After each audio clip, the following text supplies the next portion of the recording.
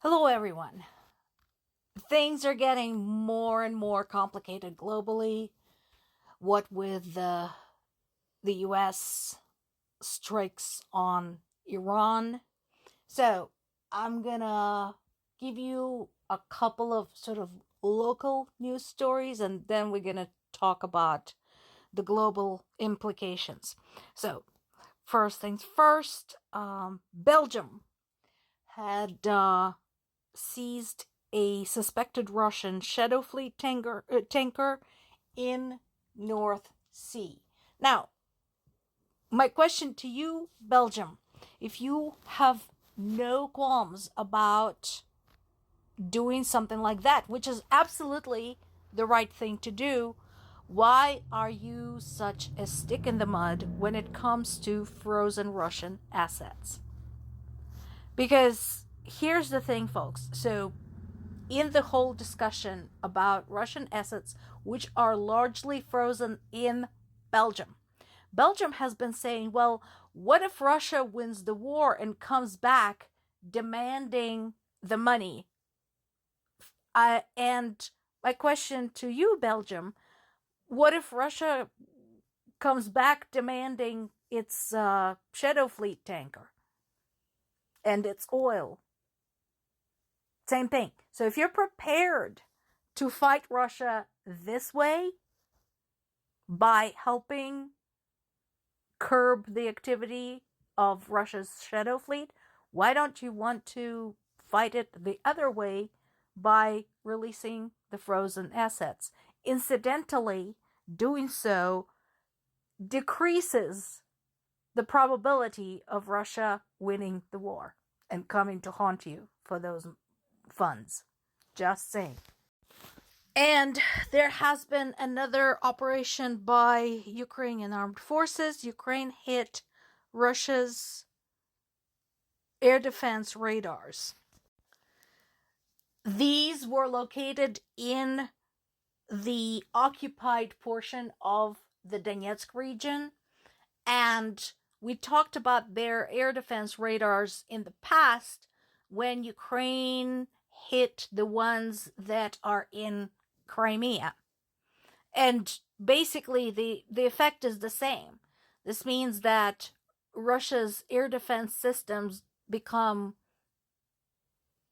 deaf, blind, and mute. They lose the ability to orient themselves, lose the ability to detect the threat and to track the telemetry. So, that is a small success. I'll take it.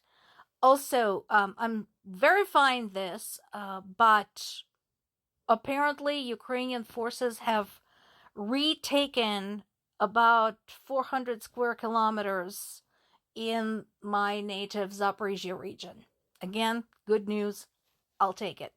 And even though we have been known to have late snow and freezing spells in Ukraine in March and April, people of Ukraine are justifiably celebrating having survived another wartime winter. Now, let's get back to the US strikes in Iran because it matters. I've been saying so many times since Russia's annexation of Crimea that such events have global implications and things tend to overlap and impact one another. So, I do agree with Zelensky that any future peace talks with Russia are going to depend on the situation in the Middle East. And there's more than one reason for that. First of all,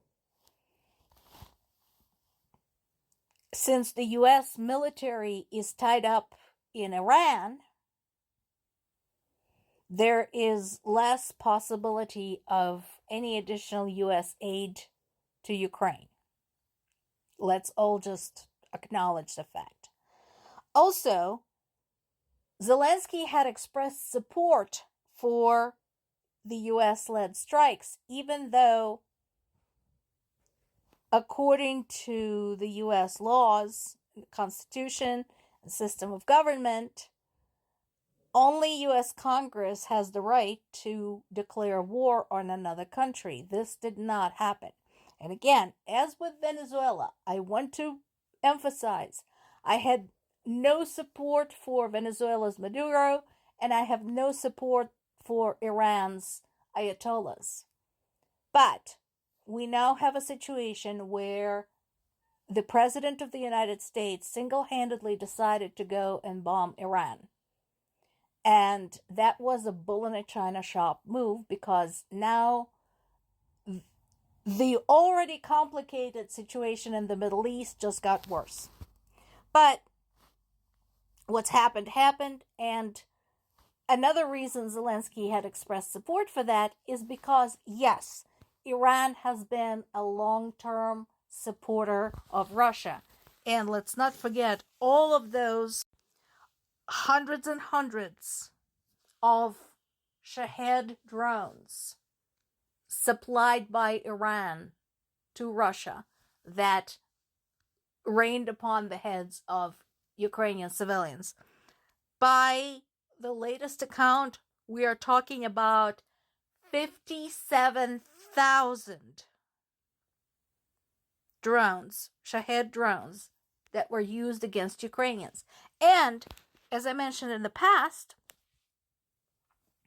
this was very advantageous for Iran, because until that point, until they started supplying drones to Russia, they haven't actually had any chance to well and truly test those drones in the field.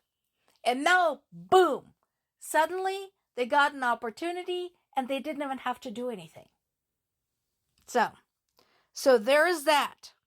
Now, there is additional pressure from Donald Trump for Russia and Ukraine to make a deal.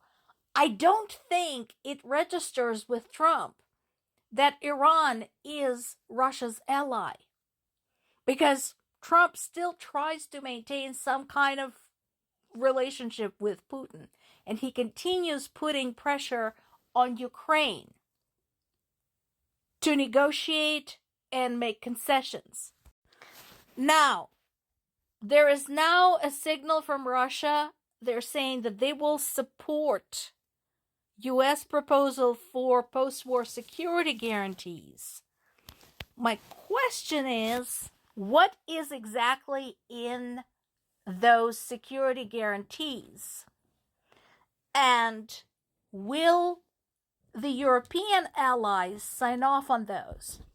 Because remember, the European Union and the United Kingdom both said, we cannot make any kind of deal unless Europe is actively participating. And this is part of the deal. So again, nothing there is certain. Meanwhile, Russia did condemn the strikes against Iran, defending Iran and all of that, which is kind of rich coming from Russia. They said a pre-planned and unprovoked act of armed aggression against a sovereign and independent UN member state. Hello? And what is it exactly that they're doing in Ukraine right now? So this is where things do get dicey for Russia, because they have been trying so hard to maintain the balance between the Middle East and pacifying the Trump administration.